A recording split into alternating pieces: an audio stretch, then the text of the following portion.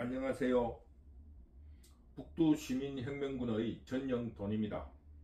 이번 시간에는 한강 작가의 노벨 문학상 수상을 축하하는 그런 강의를 하기로 하겠습니다. 한국이 가난과 독재 그리고 좌절 속에서 가능성이 꿈틀거리는 희망을 찾아내기에 바빴던 70년대 중학교 시절 국어선생님이 한국이 노벨 문학상을 받을 때 비로소 나라가 된다라고 했던 말이 떠올랐습니다. 너무 벅찬 감격을 느꼈습니다. 아, 이제 대한민국이 정말로 나라가 되었구나. 참으로 감격스러운 일입니다. 노벨 문학상 이걸 떠나서 문화적인 어떤 근위 있는 상을 받았다는 그 자체만으로도 한국이 얼마나 문화국가인가를 증명한 거 아니겠어요? 그러면서 선생님이 한 말이 정말 맞는 말이구나, 이런 가슴 뿌듯한 감격을 느꼈습니다. 그러면서 그 어린 시절에 김기수 선수가 프로 권투 세계 챔피언이 되었을 때도 생각이 났습니다. 왜냐하면 이런 꿈같은 일들이 실현되고 있다는 그런 놀라움, 감격과 함께 그때 챔피언 벨트를 돈으로 사왔다라는 어린이들에게도 그런 다툼과 싸움이 있었어요. 그거 사가온 거다, 실력이다, 뭐 이런 다툼이 있었던데 그게 떠올랐습니다. 왜냐하면은 이런 성취가, 이런 감격이 나라의 경제적인 발전이라든가 국민들의 통합 속에서, 그 발전 속에서 성취가 된다는 것을 또다시 깨달았기 때문입니다. 그 후 올림픽에서 금메달을 따고 해외 유명 대학에 유학을 가는 것이 크게 놀라운 일이 아닌 일이 되었고, 해외여행을 아무나 갈 수 있고, 그러면서 그 해외여행을 통해서 우리가 위대한 나라라고 했던 미국이나 유럽을 여행하면서 한국도 결코 그들 나라와 조금도 뒤지 않는 나라라는 것을 이렇게 알게 되어가는 순간들이 주마등같이 흘러갔습니다. 참 그럴 정도로 감격스럽습니다. 그러면서 미국이 위대한 것은 한국과 다르게 국민들이 우수한 것이 아니라 땅덩어리가 크고 자원이 풍부해서 그런 거라는 이런 한국의 위대함이 좀 올라가고 미국에 대해서 폄하하는 그런 기억도 떠오릅니다. 그러면서 한국은 좁은 땅덩어리에서 전쟁을 치고 그 가난, 우리 북두시민혁명군은 보통 다른 사람에게 소개를 하기를 나는 궁핍을 겪은 마지막 세대이고 번영을 경험한 첫 세대라고 이야기를 많이 해요. 어디 가서. 그러니까 마지막 낭만파라고 이야기를 합니다. 뭐 이런 준비도 안 되면서 자유민주주의를 지키겠다고 이 유튜브로 어병활동을 하는 걸 보면은 낭만파라는 생각이 듭니다. 전쟁을 치르고 그 가난과 궁핍 속에서 해방된 지도 안 돼서 국가라는 개념도 없는 그런 나라에서 일본의 교육을 받았던 박정희가 그 강제로 어린이를 훈육하듯이 국민들을 독재로 몇 차례로 후들이 잡고 이렇게 국민학교를 졸업하고 중학교를 졸업하고 고등학교 성인이 된 지금 아주 훌륭하게 성장했다. 미국보다 좁은 땅덩어리에서 이제 그 세계 사람들과 같이 어깨를 나란히 하고 있다는 이런 위대함을 스스로 느낀 몇 년 전의 기억도 떠오릅니다. 야, 이런 과정 속에서 기필코 오고야 마는구나. 꿈은 이루어진다 하더니 그 노벨 문학상, 꿈에만 그리던 노벨 문학상을 받았다는 거 너무너무 훌륭하다 생각합니다. 물론 김대중의 노벨 평화상이 그 로비에 의해서 이루어졌다 할지라도 노벨 평화상, 노벨 문학상 등 어떤 형이상학, 어떤 정신문화에서 노벨상을 탔다는 그런 거에 대해서 우리 모두는 자부심을 가져야 할 겁니다. 뭐 세상에 덜추어 보면은 그림자 없는 일이 어디 있겠습니까? 그래서 하필 5.18 광주를 주제로 했다든가, 혹은 6.25가 강대국에 의해서 치루어진 대리전이라고 주장하는 친북적인 작가가 상을 수상했다는 것에 대해서 조금 한탄스럽고 불쾌해하는 사람들도 눈에 띕니다. 그러나 문학상이라는 거는 본래 이런 사람들이 받는 거 아니에요? 본래 이런 사람들이 받는 것이니까 불편해할 필요가 없습니다.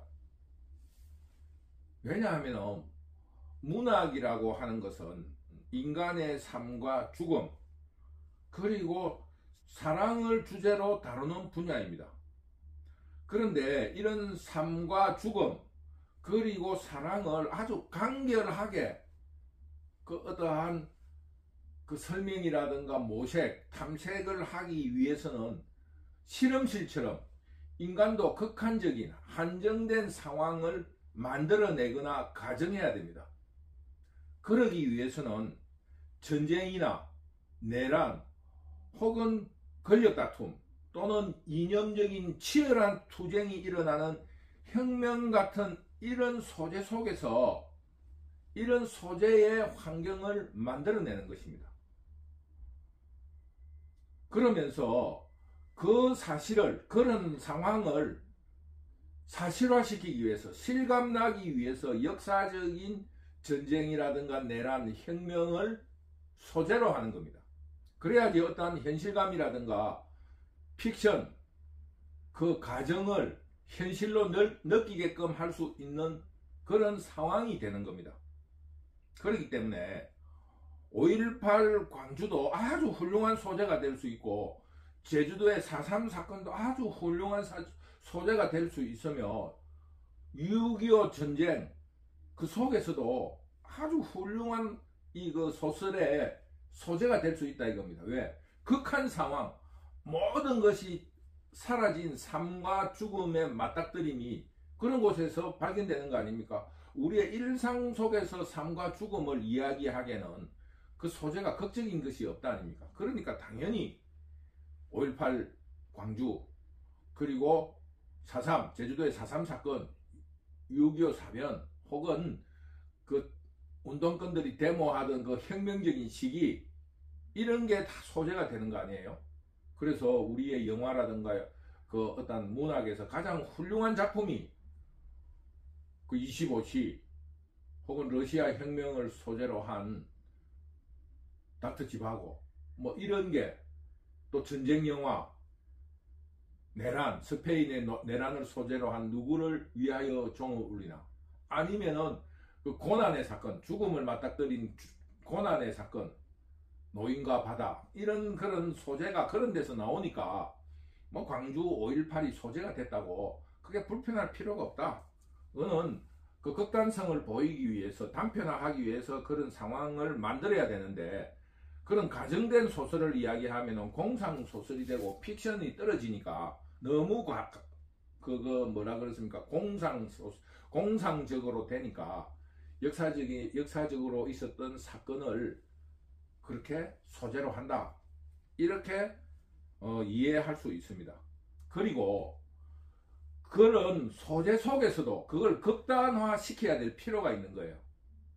그렇기 때문에 일반 사람들이 보는 시선이라든가 혹은 국가 제도 속에서 그 사건들을 해석하면은 아무런 그 어떤 감흥이라든가 자극이 없잖아요. 이 감동이 오지 않으니까 그것을 조금 현실과 혹은 제도와 혹은 우리가 기성으로 느끼고 있는 그 기억에서 탈피한 또 다른 기억, 또 다른 시선, 이런 것을 문학 작가들은 추구를 하는 겁니다. 그렇기 때문에 그 어떤 여러 가지의 해석에 대해서 불편해할 필요 없다. 왜?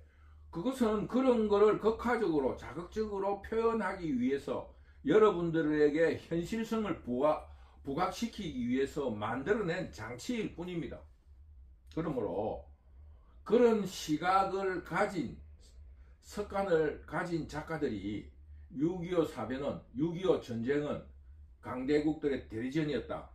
이런 주장도 그들이 늘상 바라보는 또 다른 시선의 어떤 일관성에 있기 때문에 뭐 다양성 속에서 그런 주장도 할 수 있다. 그러니까 저런 글이 나온다. 이렇게 해석해주면 아무런 이상할 점이 없습니다. 그리고 북두시민혁명군은 작년 2023년 한 7월달쯤에 그 한강 작가의 소년이 온다라는 책을 읽은 적이 있습니다. 그 읽은 기억은 문장이 굉장히 아주 그 짧았다. 단문이었다. 쉽게 말하면 주어하고 수로밖에 없는 그런 아주 짧은 문장이었다 하는 게 기억에 남아있고, 또 그 책을 읽으니까 보통 글은 조금 자극적이고 감각적인 데 비해서 이 글은 그냥 그런 자극적인 단문이다 보니까 자극적인 이런 그 꾸민말이 별로 없었어요. 그런 대신에 그 글을 읽을 때마다 가슴속이라든가 머릿속에 영화나 어떠한 장면처럼 그 상황이 마음속에 그려지더라. 조금 생각을 하면서 읽게 되더라 하는 그런 기억이 있습니다. 그러면서 잘 모르는 문학에 대해서 잘 모르는 북두시민혁명군이 이 사람의 글쓰기가 참 개성적이다. 잘 안 읽어본 글이다. 이런 느낌을 받았어요. 이런 특징적인 글쓰기를 읽으면서 보통 글을 쓸 때 가르쳐 주시는 분들이 글을 단문으로 짧게 쓰라 그래요. 근데 그게 잘 안 됩니다. 잘 안 되고 자꾸 말이 붙고 길어지고 이러는데, 이 사람의 글을 읽으면서 참 개성적인 글쓰기라는 인상이 남아 있으면서 문학계에 굉장히 신선한 돌풍을 일으킬 수 있는 남다름 혹은 독특함이 오래 기억 속에 남아 있습니다. 줄거리는 5.18 광주에서 소년이 겪은 이런 국가 권력의 횡포와 죽음이라는 불행, 그 개인의 그 나약함 혹은 뭐 국가 권력에 의해서 죽임을 당하는 이런 거를 서술하면서, 시간은 살았을 때도 있고 죽었을 때도 있고 죽은 사람이 살아나서 대화를 한다든가 이런 시간을 넘나들면서 이런 서술을 했던 기억이 남습니다. 근데 북두시민혁명군은 그 젊은 시절에 5.18 광주가 일어났을 때 살았던 사람으로서 그때 상황과 그 이후 후세 사람들이 광주를 어떠한 자기의 의도라든가 혹은 이용 가치에 매몰되면서 그 어떤 의도를 가진 글이라든가 행동에 대해서 아주 불편해하는 그런 마음이 있습니다.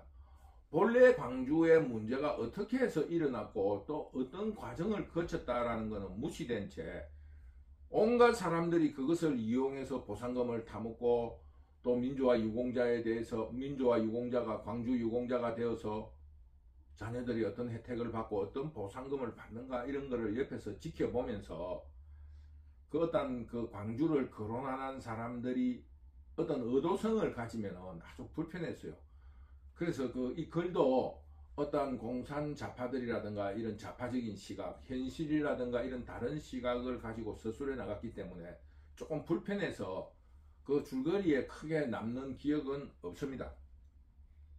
그러나 이 한강 작가의 글은 실제 했다는 역사, 그것을 배경으로 민주주의의 다양성과 읽는 자 혹은 해석하는 자들의 여러 가지 시선을 인정한다면은 이런 시선도 용인할 수 있다고 봅니다.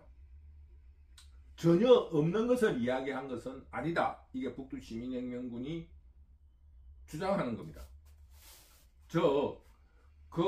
어떠한 픽션이지만은 그 속에서 인간 본연의 삶과 죽음에 몸부림친다. 예를 들어서 여러분들이 폭력배에 의해서 거의 죽음을 당하게 됐을 때, 주머니 칼이 있을 때 그 사람을 찔러 죽이고 내가 살아야 살아야 되느냐 하는 이런 갈등, 그것은 대항할 수 있는 힘이 있을 때지만은 국가 권력에 의해서 나의 사랑하는 사람이 아무런 저항할 힘도 없이 죽었다고 할 때는 그 당사자들은 정말로 너무너무 억울할 거다, 이런 생각을 하는 겁니다. 그래서 민주주의의 다양성이라는 전제하에서 읽는 자 혹은 해석하는 자에 대한 다양성을 통해서 권력적 투쟁, 이런 권력적인 문제를 떠나서 인간 본연의 삶과 죽음, 그리고 사랑에 대한 의미를 찾아본다면 아주 의미가 있는 글이다, 이렇게 생각이 듭니다. 그게 문학의 역할 아니겠어요? 쉽게 말해서 앞에서 말한 것을 그 압축적으로 말하면은 그 실험실처럼 인간의 어떠한 삶과 죽음에 있었을 때 어떤 행위를 하는가. 예를 들어서 사람이 어느 갇힌 방에서 불을 떼기 시작해가지고 바닥에 발을 딛고 있을 수 없는 상황이 되었을 때 그 죽음 앞에서 인간은 어떻게 행동할까, 이런 생각을 해보고 그걸로서 인간이 본연적으로 죽음 앞에서 어떻게 좌절을 하고 어떤 희망을 찾는가에 대해서 소설을 쓴다고 하면은 그거는 어떤 공상적인 의미가 있는데, 역사에 있었던 전쟁이라든가 이 속에서 온갖 것이 가미되어 있는 권력투쟁도 있고 권력의 욕심을 부리는 군인들도 있고 거기에 저항하는 서민들도 있고 국민들도 있고, 이런 속에서 그들이 어떻게 죽음에 대해서 생각하고 희망을 찾는가에 대한 그런 글을 쓴다는 게 문학의 역할이라고 한다면은 모든 것을 우리가 이해하지 못할 부분이 없다, 불편해할 필요가 없다, 북두시민혁명군은 그렇게 생각합니다. 그러면서 역사를 우리가 되돌아볼 때 우리 모두가 추앙하는 프랑스 대혁명도 미완의 혁명으로서 나폴레옹에 의해서 진압이 되었습니다. 그러나 레미제라블과 같은 이런 그 대혁명 시기에 위대한 문학이 탄생하지 않았습니까? 이런 과정처럼 우리 광주 5.18도 이런 문학으로 서술되고 또 그 성화가 되는 과정을 거치면서 5.18 광주도 세계사에 추앙받는 프랑스 대혁명처럼 위대한 민중항쟁으로 기록될 수 있고, 그리고 그것을 진압했던 한국 국군들도 나폴레옹처럼 훌륭한 영웅이 될 수 있다, 이런 긍정성을 북두시민혁명군은 가지고 있습니다.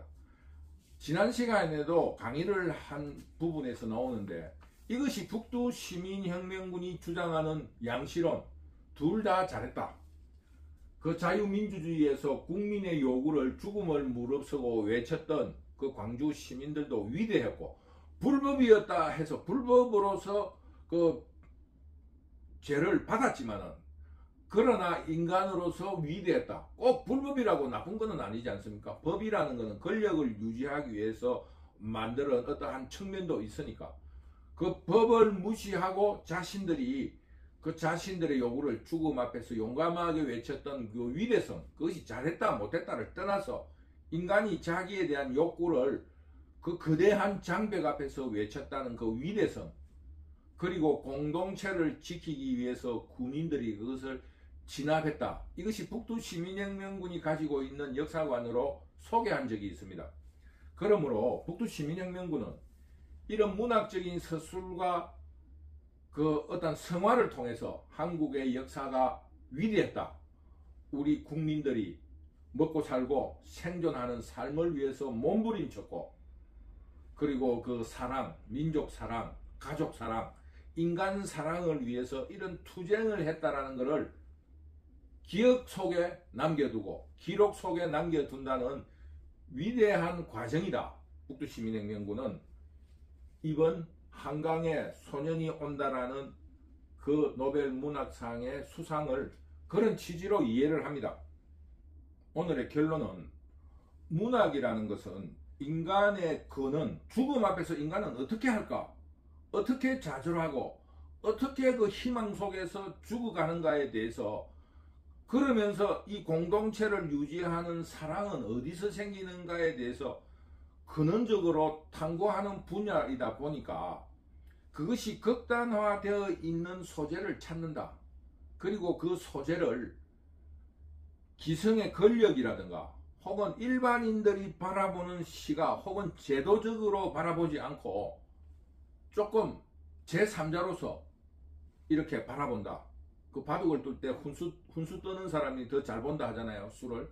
그것처럼 그런 3자적인 입장에서 그런 거를 관찰하고 서술하기 위해서 극단 상황을 찾아서 그거를 또 삐딱하게 혹은 남들과 다른 시선으로 바라보고 서술한다 이겁니다. 그러면서 우리가 거기에 첨가되는 조미료, 권력이라든가 이런 거를 보려고 하지 말고 인간의 본연의 자세가 이렇구나. 권력이 나를 윽박 지를 때 나는 어떻게 죽어가는가. 이런 거를 대리적으로 찾아볼 수 있다. 이런데 문학의 역할이 있다는 것을 말씀드리면서, 왜 문학이라든가 예술은 좌파들이 많이 수상을 하고 이름을 날리는가. 이거는 좌파가 아니면 예술을 할 수 없다고 북두시민혁명군은 이야기하는 거예요. 왜냐하면 앞에서 말했다시피 제도적이라든가 권력에 의해서 억압된 상태로서 상황을 보는 게 아닙니다.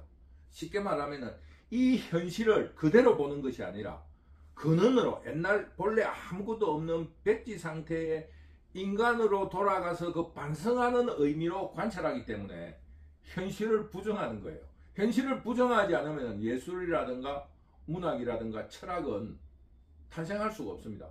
현실을 긍정한다 할지라도 그것은 근원으로 돌아가서 현실을 바라보고 비판하면서 그것이 당연하다라는 이런 결론을 내는 게 바로 철학이고 문학이고 인문학이라 할 수 있기 때문에 근원적으로 예술은 좌파다. 북두시민혁명군은 이렇게 생각을 합니다. 끝으로 이번 노벨 문학상 수상은 한국의 발전을 보여주는 하나의 지표이고 다양한 문화적인 저변을 확대시켜 나가고 또 문학적으로 실천을 한 결과라고 생각을 합니다. 앞으로도 문학계의 다양한 소재의 발굴과 그리고 작가들의 분발을 더욱 기대합니다. 정말 이번 노벨 문학상 수상은 너무나 기쁘고 감격스럽고 또 기쁜 마음으로, 그런 마음으로 축하합니다. 오늘의 강의는 여기서 마치도록 하겠습니다. 감사합니다.